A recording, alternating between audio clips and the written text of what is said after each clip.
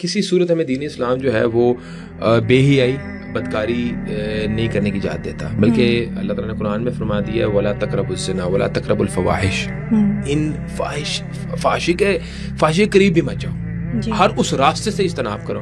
میں یہ سمجھتا ہوں کہ ہمیں اس کو ڈفرینٹ اینگل سے سوچنا چاہیے. میں ہر اس شخص کو بڑا غلیظ، گھٹیا، بد کردار اور بدکار سمجھتا ہوں افیئر چلائے، مطلب لڑکیوں سے چیٹنگ، ڈیٹنگ کرے، اور اس سے بھی میں کہتا ہوں سپرلیٹو ڈگری ہے اس شخص کی کہ جو شادی شدہ ہوتے ہوئے جو ہے وہ افیئر چلائے یا کسی لڑکی سے بات چیت کرے.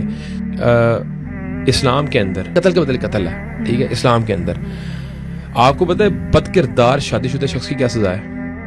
سنسار کر کے قتل کرتے ہیں، مطلب اس کو پہلے زمین کے اندر دبائیں پھر پتھر مار مار کے اس کو قتل کر دیں. تو بڑا جرم قتل ہوا یا بد کرداری ہوئی؟ آپ بتائیں مجھے. اب یہ ایک بیسک آپ کو میں نے کنسیپٹ بتایا. تو میں یہ بات کرتا ہوں کہ بھائی اللہ تعالیٰ نے انسان کو شادیوں کی اجازت دی ہے 4، ٹھیک ہے.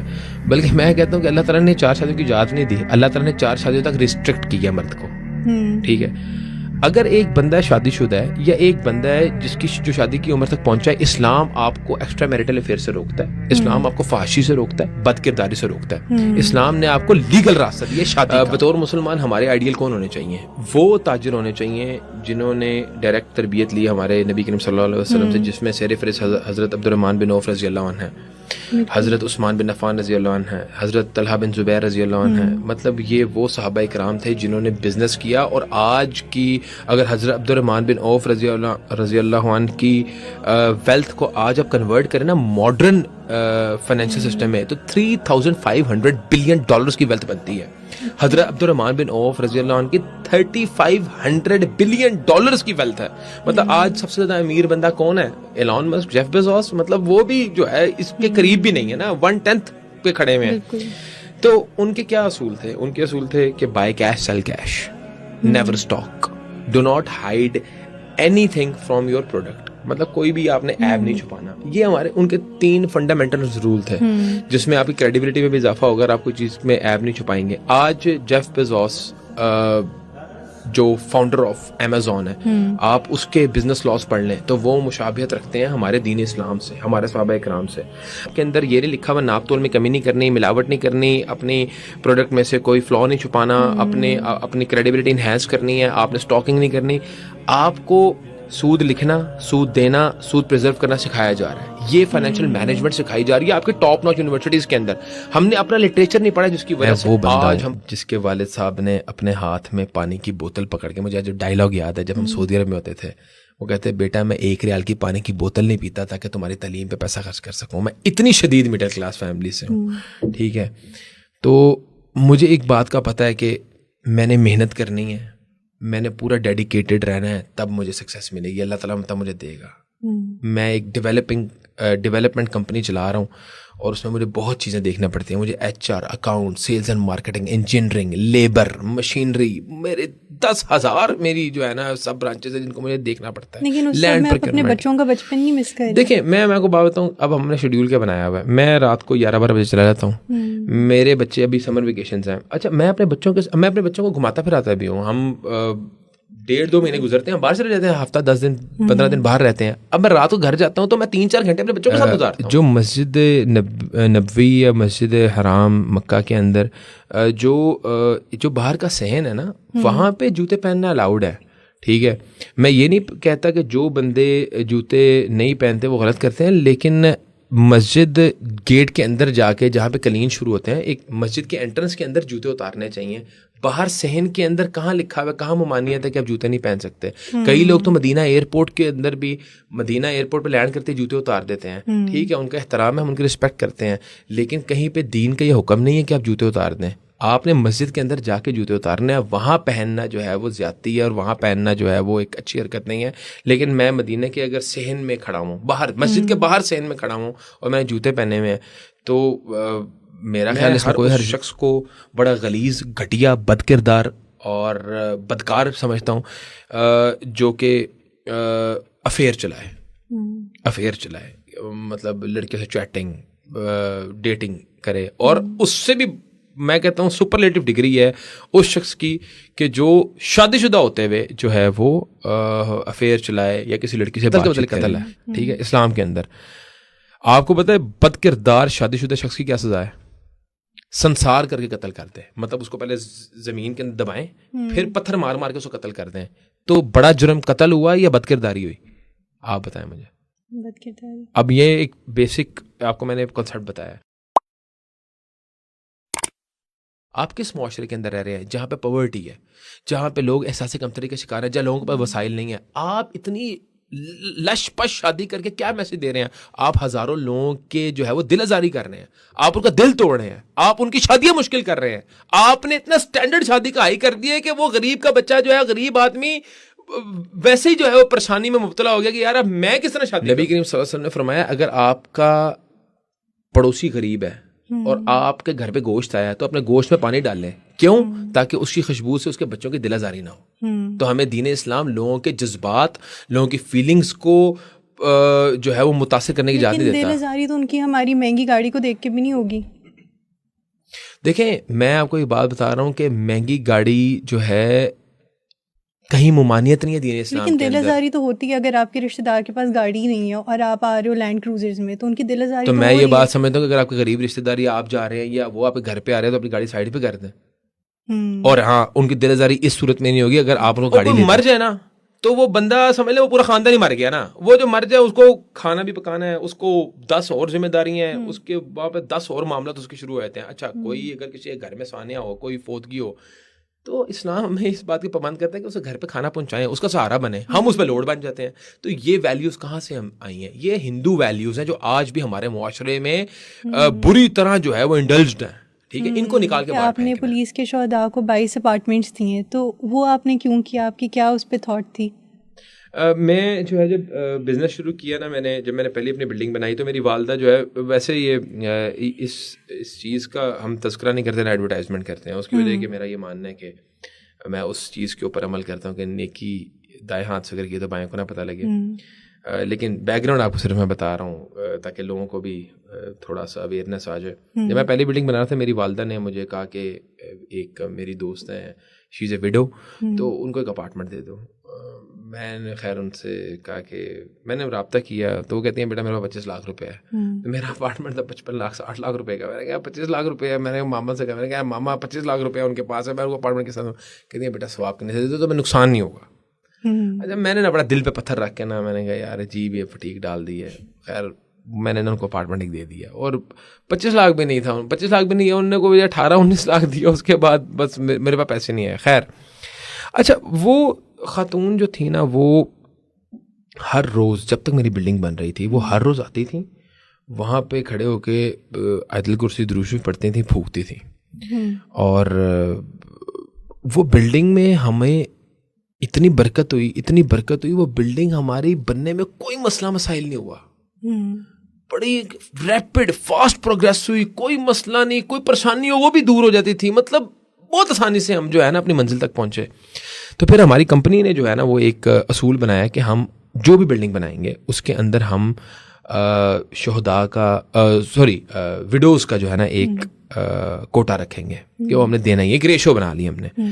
تو اسی حوالے سے جو ہے وہ یہ جب میں بات بتا رہا تھا ایک بلکہ آپ کے والد صاحب کو, محبوب اللہ صاحب کو, میں نے کہا کہ یہ اس طرح ہمارے پاس جو ہے نا اپارٹمنٹس ہوتے ہیں کچھ, تو وہ بڑا درد رکھتے ہیں اپنے محکمے کے شہداء کے حوالے سے. تو انہوں نے مجھے کہا کہ آپ جو ہے وہ شہیدوں کیوں نہیں دیتے ہیں. میں نے کہا آپ اس میں ہمیں لسٹ دے دیں جو آپ سمجھتے ہیں ڈیزرونگ ہے.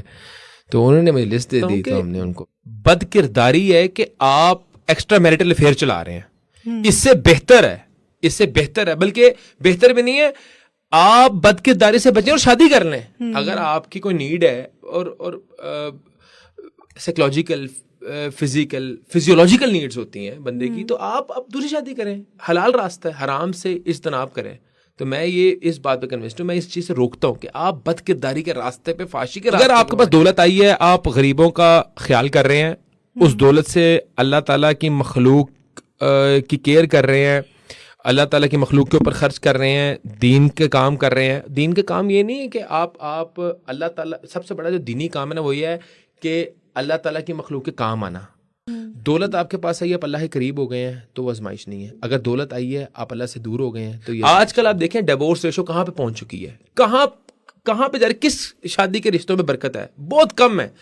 نبی کریم صلی اللہ علیہ وسلم کی حدیث ہے وہ شادی بابرکت ہے، اس شادی میں برکت ہے جس پہ سب سے کم خرچ ہوا. یہ ہمارا ایک اسلامک پرنسپل ہے. یہ پرنسپل کے بارے میں ایجوکیٹ کرنا تو جو ہے وہ 1987 کے اندر قلعہ لکشمن سنگھ میں ایک بلاسٹ ہوا تھا اور وہاں پہ وہ بہت زیادہ جو ہے وہ زخمی ہو گئے تھے. اور اس کے بعد جو کنگ تھے اس وقت سعودی عرب کے، کنگ فہد، انہوں نے ایک اسپیشل پلین بھیجا اور وہاں سے بلکہ 2 پلینز آئے تھے لاہور ایئرپورٹ پہ، ایک کنگ فہد کی طرف سے اور ایک صدام حسین کی طرف سے. کہ صدام حسین کی خواہش یہ تھی کہ وہ عراق آ جائیں اور کنگ فہد کی خواہش تھی کہ یہ سعودی عرب میں آ کے علاج کروائے. تو فیملی جو ڈیسیجن ہوا تھا وہ سعودی عرب کا ہوا تھا، تو ان کو ریاض لے کے جایا گیا. وہاں پہ 7 دن ان کا علاج چلا لیکن زخموں کے تاب نہ لاتے ہوئے وہاں پہ شہید ہو گئے اور ان کو پھر ریاض سے مدینہ شفٹ کیا گیا، جنت البقیع کے اندر ان کی. اگر ان کو شوق ہو کہ انہوں نے بڑی شادی کرنی ہے اور ان کو ایک شوق ہو. دیکھیں بات یہ ہے کہ جب ہم صحیح اور غلط کی بات کرتے ہیں نا تو جس چیز کا ہمیں اسلام الاؤ کرتا ہے ہم وہ تو کر سکتے ہیں.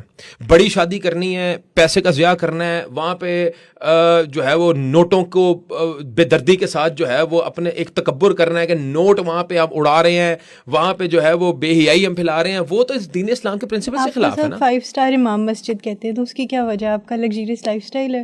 دیکھیں میں ایک واحد بندہ ہوں جو کہ رمضان میں تراویح پڑھاتا ہوں.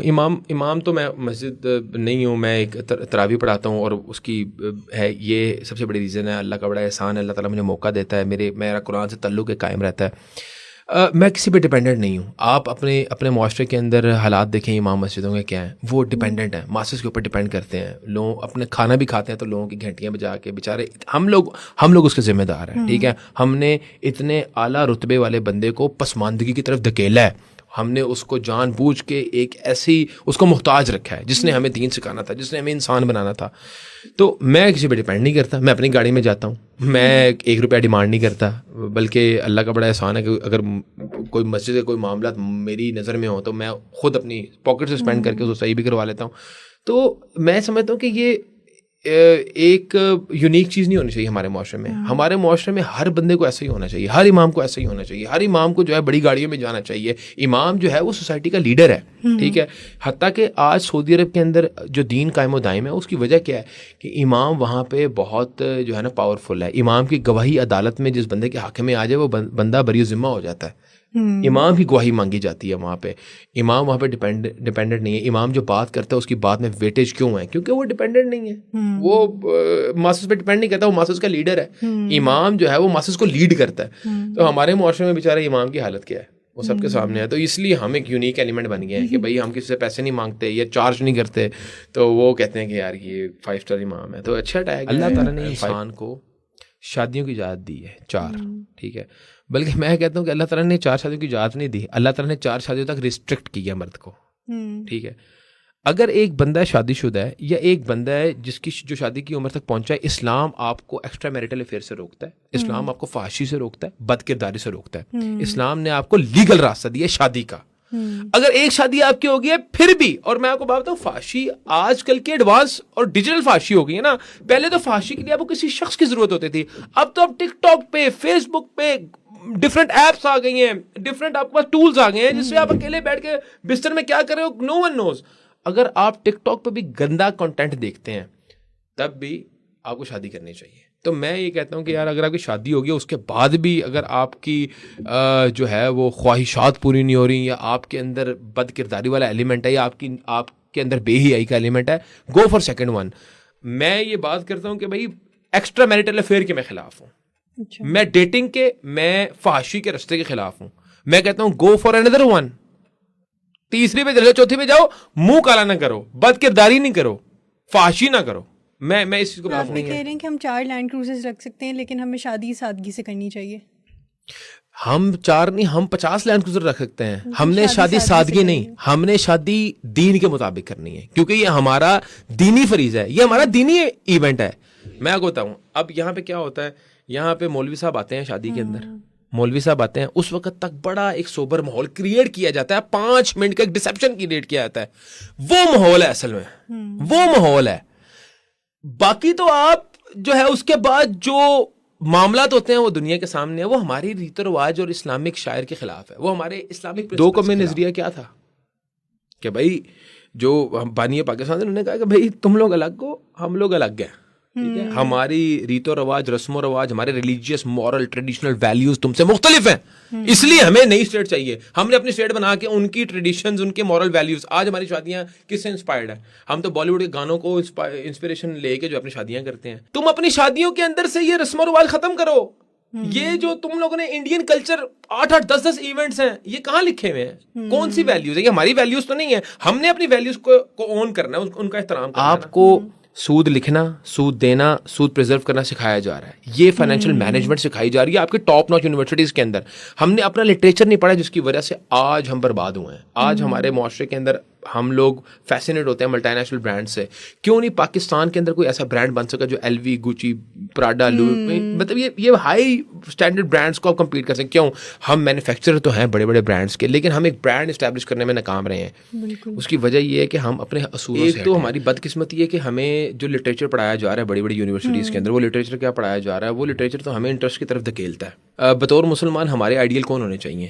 وہ تاجر ہونے چاہیے جنہوں نے ڈائریکٹ تربیت لی ہمارے نبی کریم صلی اللہ علیہ وسلم سے, جس میں سیر فہرست حضرت عبد الرحمن بن عوف رضی اللہ عنہ ہے, حضرت عثمان بن عفان رضی اللہ عنہ ہے, حضرت طلحہ بن زبیر رضی اللہ عنہ ہے. مطلب یہ وہ صحابہ اکرام تھے جنہوں نے بزنس کیا. اور آج کی اگر حضرت عبد الرحمن بن عوف رضی اللہ عنہ کی ویلتھ کو آج آپ کنورٹ کریں نا ماڈرن فائنینشیل سسٹم میں, تو $3,500 بلین کی ویلتھ بنتی ہے.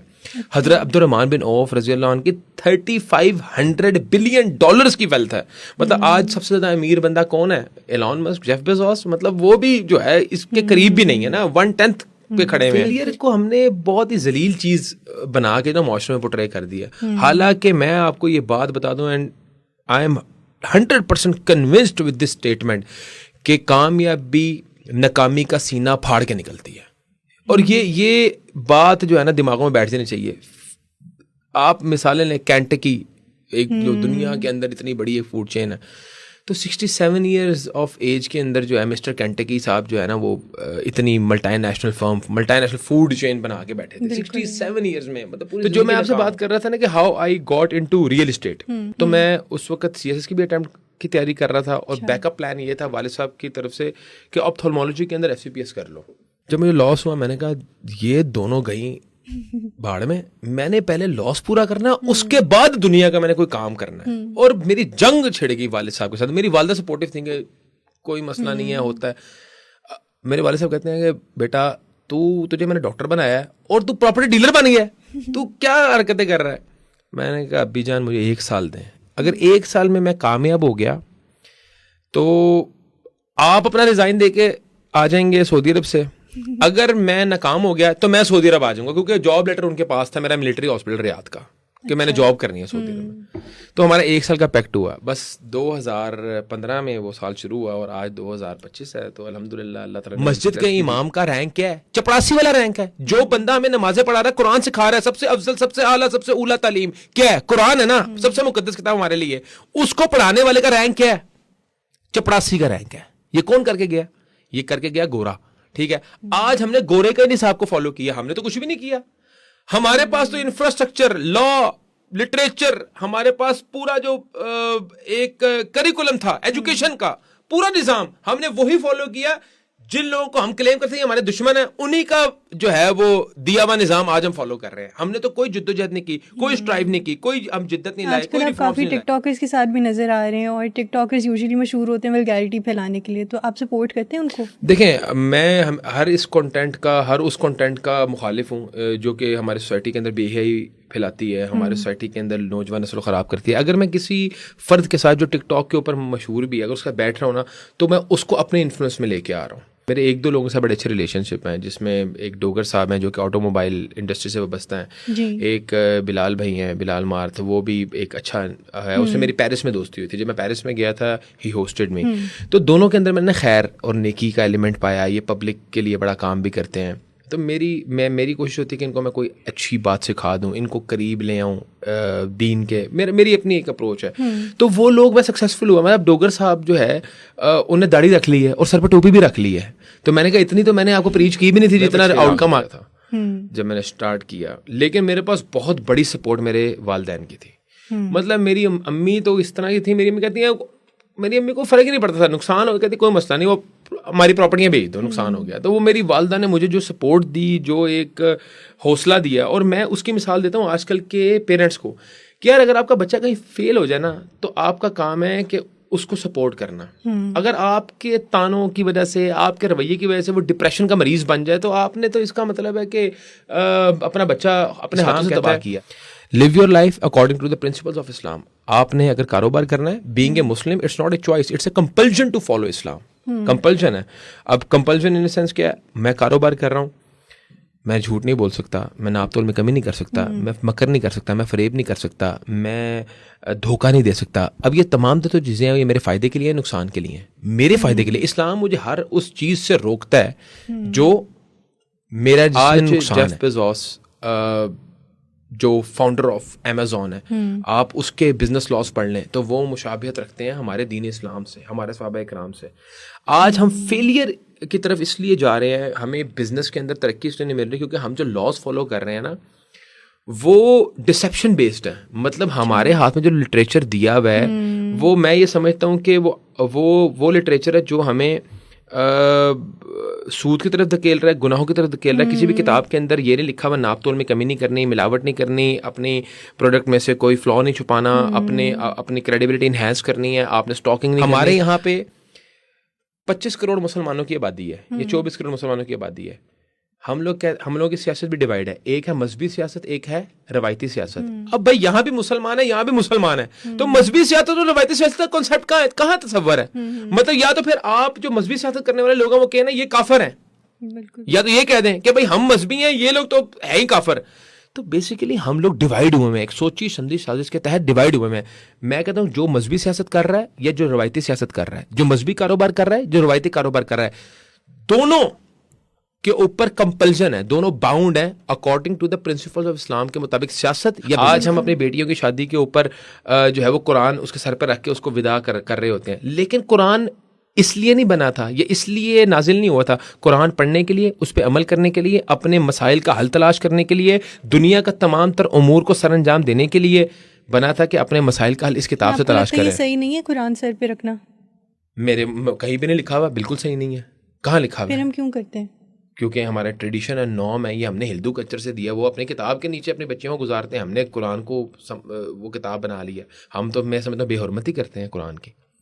یہ تو کہیں لکھا ہی نہیں ہوا.